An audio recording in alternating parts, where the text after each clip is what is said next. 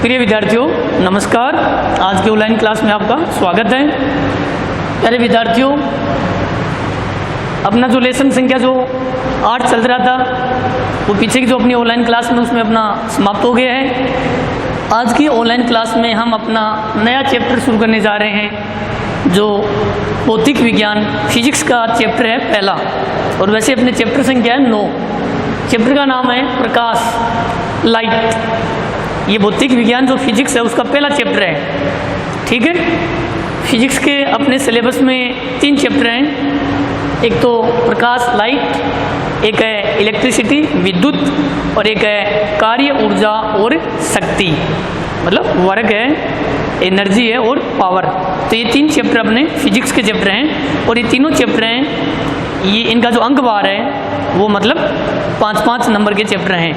तो ये जो मतलब इकाई है, यूनिट है फिजिक्स वाली, ये 15 नंबर की मतलब यूनिट है। बोर्ड एग्जाम में इसमें से 15 नंबर के क्वेश्चन पूछे जाते हैं पूरी यूनिट में से। और ये जो अपना चैप्टर है ये 5 अंक भार इसका है 5।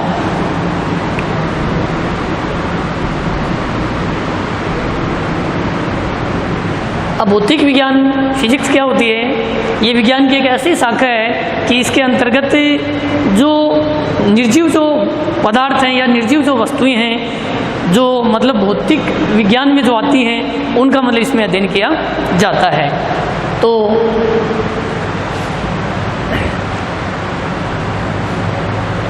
अपना पहला टॉपिक है प्रकाश, लाइट। प्रकाश की परिभाषा हम यूँ दे सकते हैं कि प्रकाश एक प्रकार की ऊर्जा है, एनर्जी, जो दृष्टि संवेदना उत्पन्न करती है। क्या उत्पन्न करती है? दृष्टि संवेदना।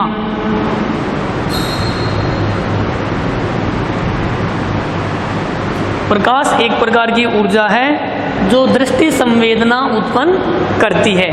तो यह प्रकाश की परिभाषा हम दे सकते हैं। अब देखो, दिन के समय हमें हर वस्तु या वस्तु का जो रंग है वो हमें दिखाई देता है, लेकिन जब अंधेरा होता है या रात्रि के समय हमें वस्तुएं बिल्कुल भी नज़र नहीं आती हैं। किसके अभाव में? प्रकाश के अभाव में। अगर हम रात्रि में मोमबत्ती या बल्ब को हम जला लेते हैं तो प्रकाश हो जाता है। लाइट की वजह से हमें हर वस्तु या वस्तुओं के जो रंग हैं वो हमें दिखाई देते हैं। तो ये किसके कारण होता है? ये प्रकाश के कारण होता है। अपनी प्रकृति में प्रकाश का जो मुख्य स्रोत है, प्रकाश का मुख्य स्रोत वो है सूर्य। तो ऐसा क्वेश्चन पूछ लिया जाए कि प्रकृति में ऊर्जा का या प्रकाश का मुख्य स्रोत क्या है, तो प्रकृति में ऊर्जा का मुख्य स्रोत है सूर्य। मतलब प्रकाश का जो स्रोत वो क्या है? सूर्य है। सबसे ज़्यादा हमें जो प्रकाश प्राप्त होता है वो किससे प्राप्त होता है? सूर्य से। या सबसे ज़्यादा ऊर्जा हमें सूर्य से प्राप्त होती है। ठीक है, जब किसी वस्तु के ऊपर, जैसे ये कोई वस्तु है, जब किसी वस्तु पे प्रकाश आकर के गिरता है तो ये वस्तु प्रकाश के विभिन्न रंगों को परावर्तित कर देती है। मतलब जब प्रकाश किसी वस्तु पर आकर आपतित होता है, आपतित मतलब गिरता है, तो ये वस्तु प्रकाश को क्या करती है? परावर्तित कर देती है, मतलब उसको बिखेर देती है। और ये परावर्तित प्रकाश जब हमारी नेत्र में प्रवेश करता है, अपने रेटिना के ऊपर जाके आपतित होता है, तो वस्तु का प्रतिबिंब रेटिना पे बनता है अपनी आँख के अंदर।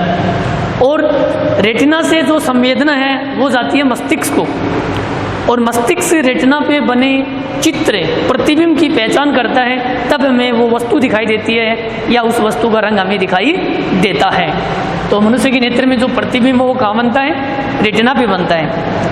वास्तविक उल्टा और वस्तु से छोटा बनता है, जिसका हम अध्ययन आगे करेंगे नेत्र के अंदर। ठीक है, तो प्रकृति में ऊर्जा का मुख्य स्रोत क्या है? सूर्य है। ठीक है, अब देखो, जब प्रकाश किसी वस्तु के आर पार गुजर जाता है तो वस्तु कैसी होती है? वो होती है पारदर्शी वस्तु। ठीक है। तो पारदर्शी वस्तुएं वो होती हैं जिनमें से प्रकाश दोनों साइड से गुजर जाता है, आर पार। एक होती है अपारदर्शी वस्तु, मतलब जिनमें से हम प्रकाश आर पार गुजर नहीं सकता या जिनके दोनों ओर हम देख नहीं सकते हैं, तो वो वस्तु होती है अपारदर्शी वस्तु होती है। ठीक है। अब देखो क्या होता है कि जब वस्तु पर प्रकाश आकर के आपतित होता है तो वो वस्तु प्रकाश के विभिन्न कुछ रंगों का अवशोषण करती है और कुछ रंगों को परावर्तित कर देती है। जब किसी वस्तु पर प्रकाश आके गिरता है और वो सभी रंगों का क्या कर ले, अवशोषण कर ले, वो वस्तु सभी रंगों को क्या कर ले, अवशोषित कर ले, तो वो वस्तु हमें कैसी दिखाई देगी, वो दिखाई देगी काली।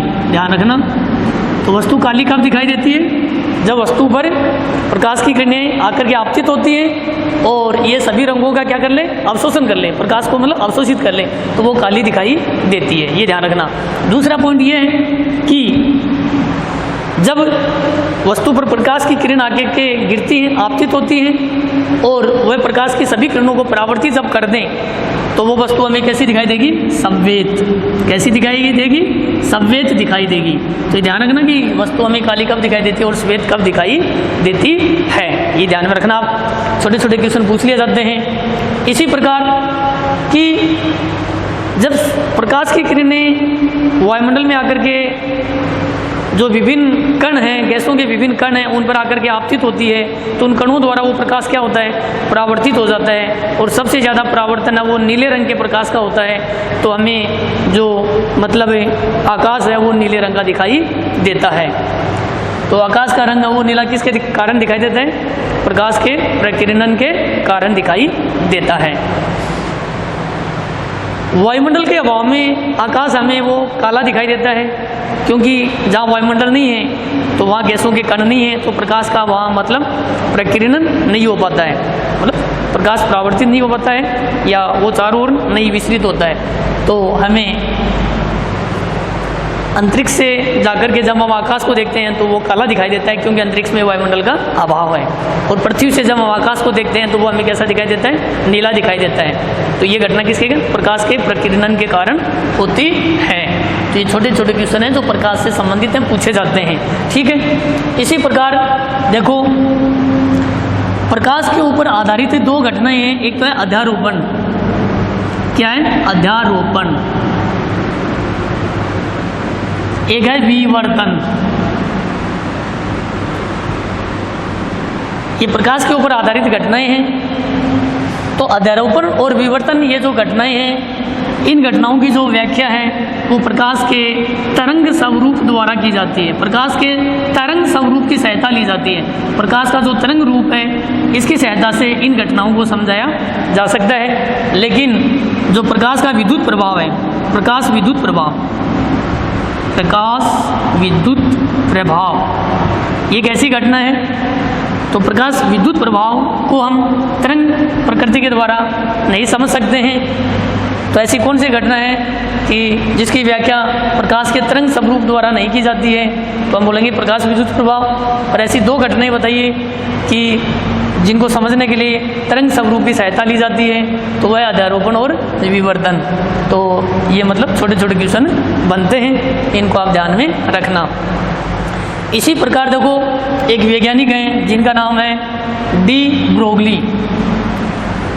क्या नाम है, डी ब्रोगली। मतलब प्रकाश की प्रकृति है।